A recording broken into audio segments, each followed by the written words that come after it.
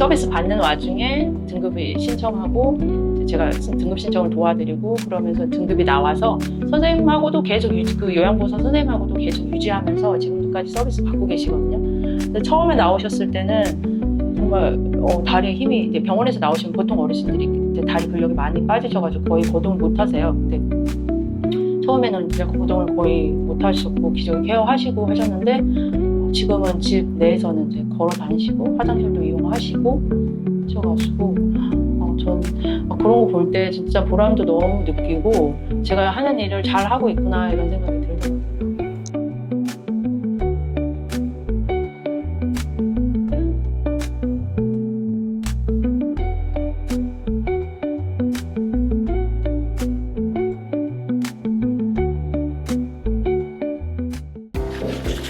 네.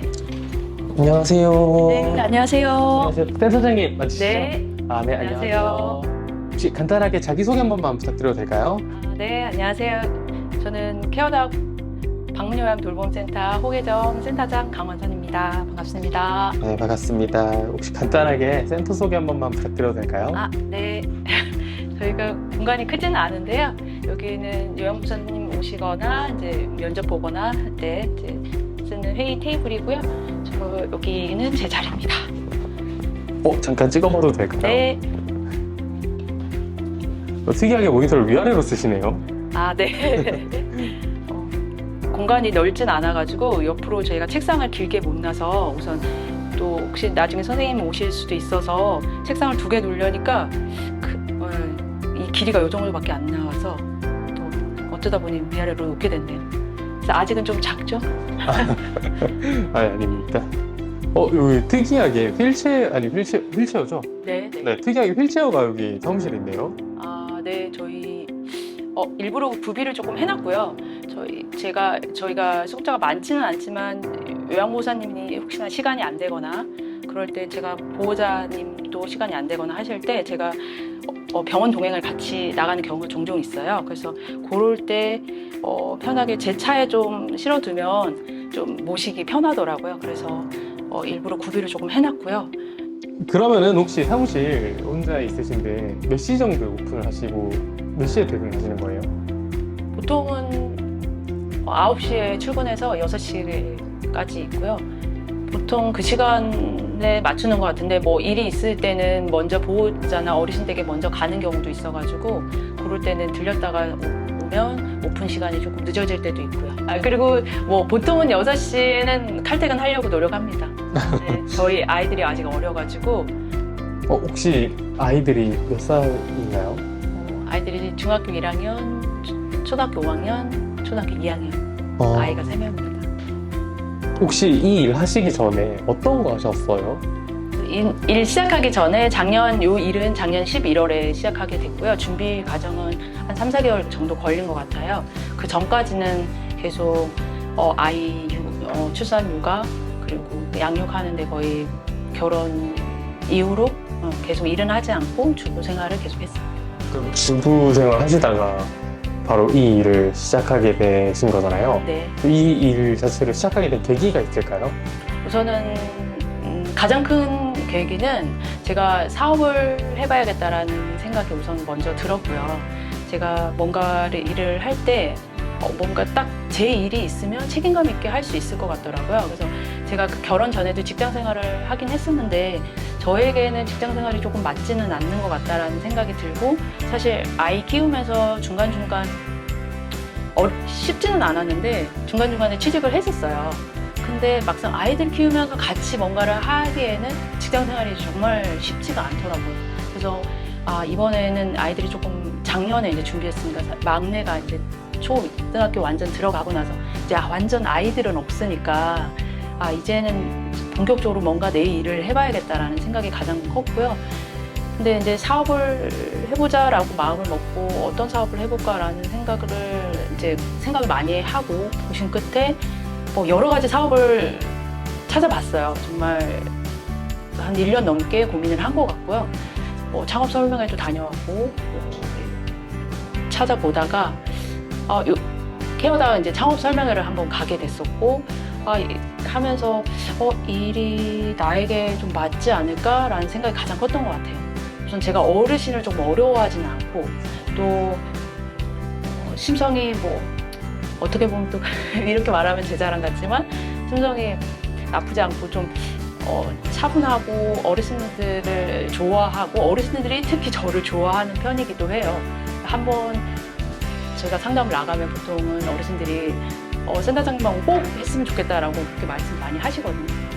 어르신들하고 하는 일이 나에게는 맞겠다라는 생각이 제일 많이 들었고 그래서 바로 결정을 하게 됐고 또 더군다나 바로 이제 사업에 들어갈 수 있었던 거는 이제 제가 아이들 키우면서 자격증 이런 것들을 여러 가지 공부를 했었거든요. 사실 주부생활 하면서도 제가 논 건 아니고 애들만 키웠던 건 아니고 계속 공부를 하고 있었기 때문에 자격증 이런 것도 됐고 그러면서 이제 사업을 딱 이제 하려고 마음 먹었을 때 자격증이나 이런 조건들이 준비가 다 돼 있었어요. 그래서 바로 시작을 할 수 있게 되었습니다. 아이를 키우면서 그러니까 육아를 하시면서 사회복지사 자격증을 따겠다고 마음먹은 계기나 이런 게 있으신지 궁금합니다.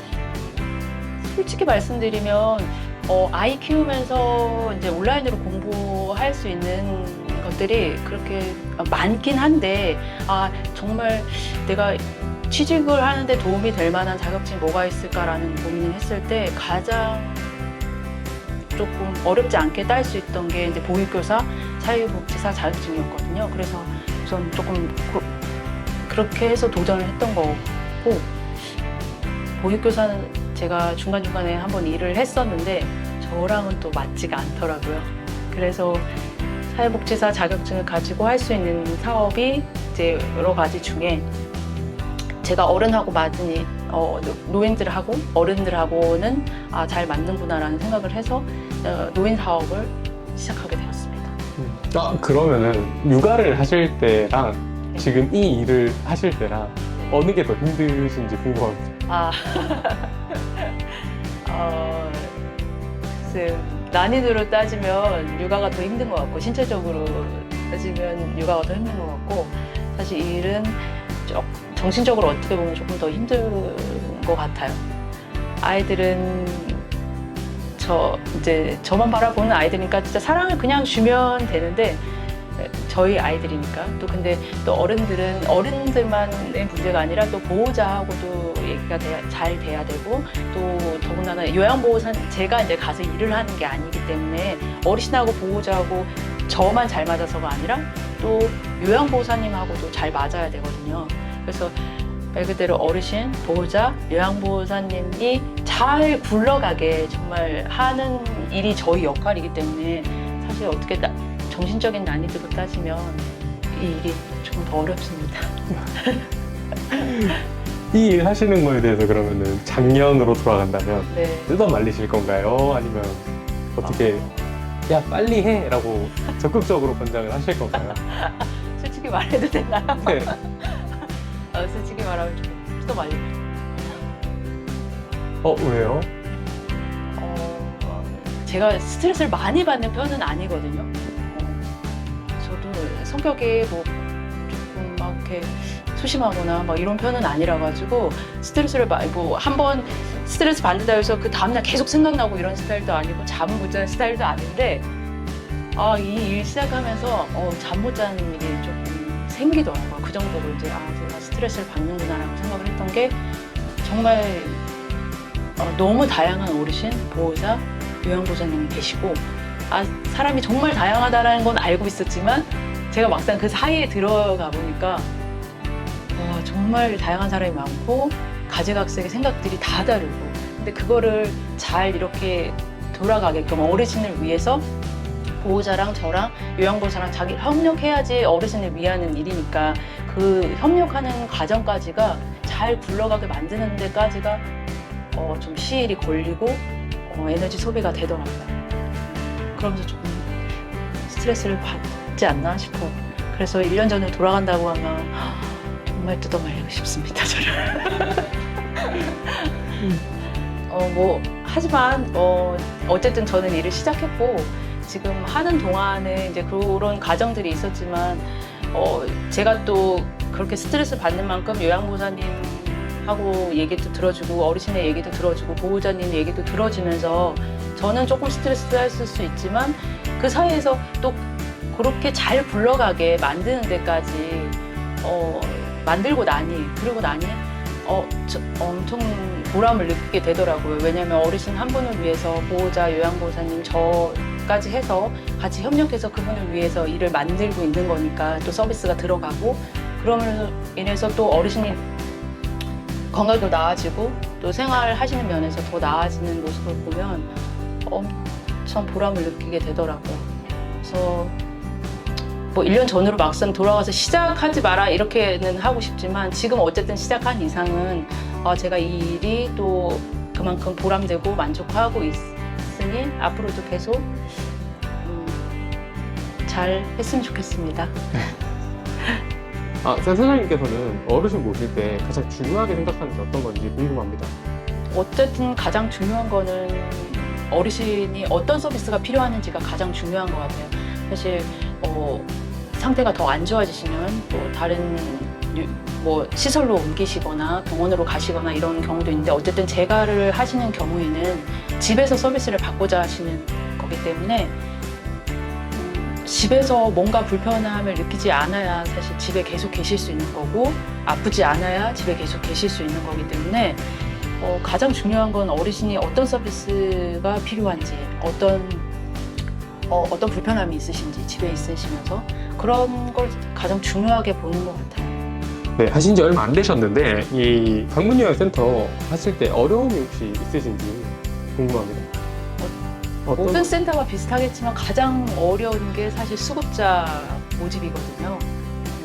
결국에는 홍보를 해야 되고 어르신을 많이 만나야 되고 또 필요한 어르신에게 서비스가 가려면 어쨌든 아픈 어르신 또 혼자 생활이 힘든 어르신들을 계속 만나야 되고 결국엔 수급자 모집이 제일 어려운 것 같아요. 워낙 또 경쟁이 또 심하고 그래서 홍보하는 게 제일 어렵지 않나. 아직 제가 그쪽으로 또 아는 거 없이 또 시작하기도 했고 말 그대로 공부해가지고 사회복지사 공부해서 이런 제도가 있고 이런 서비스가 있고 그래서 사업은 시작했지만 역사상 제가 홍보를 어떻게 해야 할지는 처음에 이제 맞닥뜨는 게 사실 어렵더라고요. 그런 면에서 케어닥의 도움을 좀 많이 받긴 했죠. 어떤 식으로 홍보를 지금 하고 계신 건가요? 우선은 케어닥에서 이거 해보면 좋아요 라고 하는 것들은 대체적으로 하고 있고 복지센터나 행정복지센터나 동사무소들한테 가서 리플렛도 나눠드리고 또 여기 시장 근처라 가지고 어르신들이 또 많이 다니기도 해요. 그래서 나가서 홍보물, 리플렛, 물티슈 이런 거 나눠주면서 어르신들을 많이 만나고 있고 또 요양보호사 선생님들이 또 나가서 여기 센터 좋아요 해서 홍보를 해주시기도 하고 그러면 또 다른 어르신도 모시게 되기도 하고 또 신문 전단지, 약국 봉투 그리고 인터넷으로는 요즘 네이버 블로그 같은 것도 하고 있고요. 그렇게 홍보하고 있습니다. 그래서 지금은 어디 가시는 거예요? 네. 오늘 지금은 시장 홍보하러 나왔습니다. 시장에 워낙 어르신들이 또 많이 나오셔가지고 한 번씩 하루에 한 번씩은 꼭꼭 나오려고 노력하고 있어요.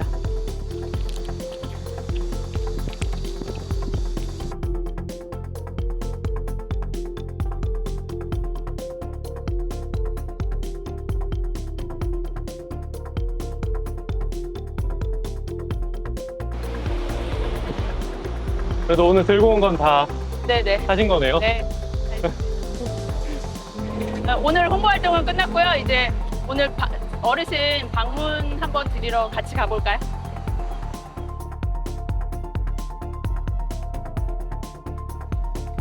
언니 저 가요. 또 올게요. 네. 네, 고생했어요, 선생님. 네. 하루에 혹시 전화는 몇 통 정도 하시나요? 요일마다 좀 편차가 좀 있는 편이긴 한 것 같은데 보통 대략 그래도 한 20통 이상은 받는 것 같아요.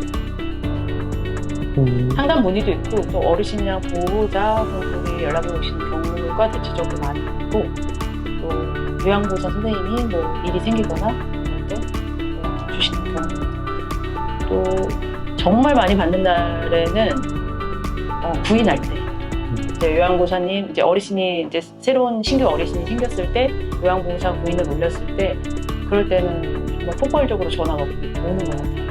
혹시 센터장님만의 뭔가 이 중간에서 조율하시는 스트레스를 받으셨다 하셨지만 네, 중간에서 조율을 잘 할 수 있는 뭔가 노하우라든가 아니면은 요양보호사 선생님을 뽑는 기준이 있다 뭐 이런 게 있을까요?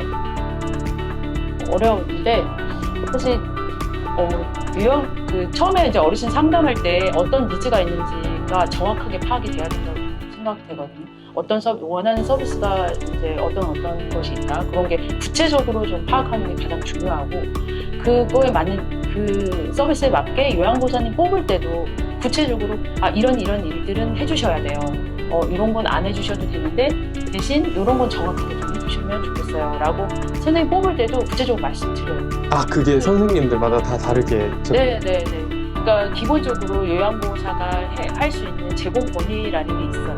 제공 범위가 있는데 그 외에도 뭔가 어르신이 요구하는 거라든가 근데 그 범위 내에서는 어쨌든 다 요양보호사님이 해줘야 될 일이긴 한데 어쨌든 아버님이 원하시는 그러니까 어르신들이 원하는 서비스가 정확하게 있고 또 구체적으로 이걸 중점적으로 더 해줬으면 하는 것들이 있거든요. 만약에 이제 사실 저희 서비스가 신체, 가사, 정서, 인지 부분이 지원이 있거든요.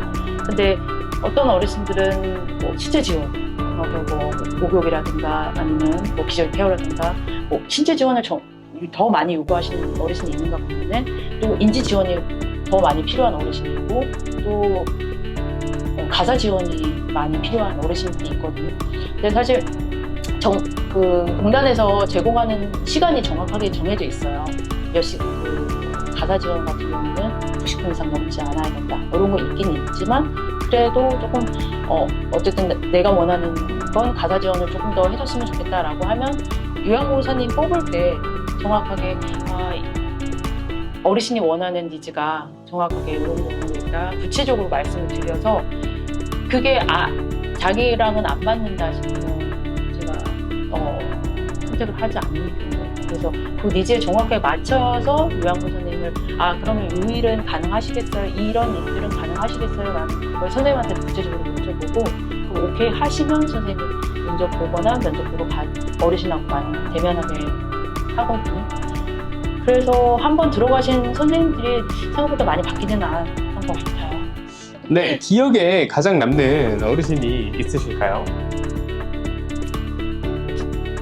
제가 이 일을 하다 보니까 기억에 남는 건 결국에는 뭔가 호전이 된다든가 좋은 일 쪽으로 가야 저도 보람이 느끼고 기억에 가장 많이 남는 거. 근데 이제 처음에 저희 일 시작하고 나서 처음 이제 여자 어르신은 대체적으로 많으신데 남자 어르신이 처음 소속자가 되셨었는데 처음에는 이제 등급이 없으셔가지고 이제 수술하고 나오셨는데 등급이 없는 상태로 집에 오셨는데 비급여로 원하셔가지고 요양보호사 선생님이 들어가셨다가 이제 서비스 받는 와중에 등급이 신청하고 제가 등급 신청을 도와드리고 그러면서 등급이 나와서 선생님하고도 계속 그 요양보호사 선생님하고도 계속 유지하면서 지금까지 서비스 받고 계시거든요. 근데 처음에 나오셨을 때는 정말 다리에 힘이 이제 병원에서 나오시는 보통 어르신들이 다리 근력이 많이 빠지셔가지고 거의 거동을 못 하세요. 근데 처음에는 그냥 거동을 거의 못 하셨고 기저귀 케어하시고 하셨는데 지금은 집 내에서는 이제 걸어 다니시고 화장실도 이용하시고 하셔가지고 좀 그런 거 볼 때 진짜 보람도 너무 느끼고 제가 하는 일을 잘 하고 있구나 이런 생각이 들어요. 혹시 센터장님만의 스트레스 푸는 노하우나 이런 게 있나요? 근데 다른 거 여러 가지 해봐도 뭔가 풀리는 게 없더라고요. 사실 먹는 걸로 푸는 것도 이제는 나이가 점점 있다 보니까 먹는 걸로 푸는 게 힘들고 그래서 제가 아침 저녁으로 운동을 아침에 수영 가고 저녁에 필라테스 하고 오로지 저한테만 집중할 수 있는 시간이 필요하더라고요. 사실 집에 가면 제가 아이들이 지금 어려가지고 저한테 집중할 수 있는 시간이 없는데 그렇게라도 시간을 내서 뭔가를 하지 않으면 힘이 나지도 않고 머릿속이 너무 복잡하니까 결국에는 운동밖에 없더라고요. 제가 찾은 방법은. 멋있습니다. 그러면은 혹시 이 센터의 포개선에 목표가 있을까요? 최종 목표는 저의 개인적인 최종 목표는 이 일을 사실 뭐 70 넘어서까지 하는 게 저의 최종 목표이긴 하거든요. 근데 그렇게까지 길게 보고 시작한 사업이라서 저는 지금 초반에 조금 수급자가 적어도 수급자가 조금 모집이 힘들어도 좀 버텨보자. 진짜 요즘 그 말 하잖아요. 뭐지? 중꺾 그 말? 중요한 건 꺾이지 않는 마음이라고. 네. 그냥 꺾이지 않고 그냥 이 일을 계속 하고 있다면 나도 뭐 경력도 쌓이고 당연히 그런 만큼 사례도 많이 쌓이면서 계속 그 일을 하고 있는 게 목표예요. 그냥 꾸준히 내 일을 하고 있다. 나는 내 사업을 시작을 했기 때문에 진짜 꺾이지 않고 계속 가자. 그게 저희 뭐 최종 목표인 것 같아요. 그러면은 이게 좀 궁금합니다. 사실 그 자녀분이 이제 막 중학교 가셨다 하셨잖아요. 부모님의 케어가 사실 아직까지는 필요한 나이잖아요. 맞아요. 그래서 가족분들이 이 일 하시는 거에 대해서 어떻게 생각하는지 조금 궁금합니다. 사실 아이들이 정확히 엄마가 하는 일이 뭐야? 뭐 이렇게 묻기도 하긴 하거든요. 아직도. 그리고 집에서 이제 혹시나 전화 받으면 뭔 내용인지 궁금해하기도 하고 무슨 일인지 왜 자꾸 전화해? 뭐 이런 얘기 많이 하거든요. 궁금해하기도 하고 그냥 아직까지는 뭐 엄청 엄마가 사실 뭐 제가 급여가 지금 있는 게 아니라 가지고 돈을 엄청 벌어서 엄마 너희들을 위해서 쓸게 이렇게 뭐 장담할 수도 없고 그런 상황이 아니기 때문에 그냥 엄마가 어쨌든 일을 하는구나. 매일 아침에 나가서 저녁에 오는구나. 이제 인지한 정도인 것 같아요. 사실 이제 그래 엄마가 일을 하겠는가. 그 전까지는 사실 계속 아이들하고 시간을 계속 보는 하루 종일 학교 갔다 오면 항상 엄마가 집에 있었고 그런 상황이었다가 지금은 이제 학교 갔다 와도 엄마가 없고 저녁에 어떨 때는 제가 바쁜 날에는 말 그대로 보호자나 이제 상담이 있거나 하면 아이들이 혼자 밥을 먹어야 되는 경우도 생기고 하니까 이제 엄마 없는 게 조금 실감을 하면서 아직 제 일에 대해서는 막 궁금해하는 정도고 잘 모르는 것 같아요. 그래도 항상 하지 말라는 얘기 안 하고 네.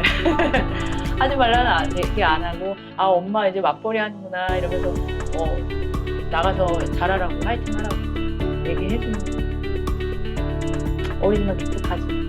그럼 혹시 남편분은 어떻게 생각하시는지 알 수 있을까요? 저를 십몇 년 이제 15년 정도 이제 봐온 상태로서 너가 딱 아는 거죠. 너가 누구 밑에 들어가서 일을 할 수 있는 아이는 아니다 라는 생각에 내가 사업을 한다고 했을 때 굉장히 적극적으로 밀어줬었고 좋아했죠. 제가 왜냐면 집에 너무 오랜 시간 아이들만 보고 있다가 사업을 하겠다고 나서기도 하고 그러니까 굉장히 응원을 많이 해줬어요. 오늘 이렇게 촬영을 거의 한 2시간 좀 넘게 하고 있는데 촬영해 보시니까 어떠신가요? 카메라 앞에 서는 게 굉장히 어색하긴 한데 어쨌든 얘기를 하면서 제가 또 1년간 1년 남짓 한 어떤 시간들을 되돌아보는 시간이어서 그냥 좋습니다. 이 영상을 보고 계실 시청자분들한테 한 말씀 부탁드리겠습니다. 헤어다운 방문요양 돌봄센터 우리 후배 파트너점을 많이 이용해 주시고 편하게 전화 주시면 친절하게 상담해 드리겠습니다. 감사합니다.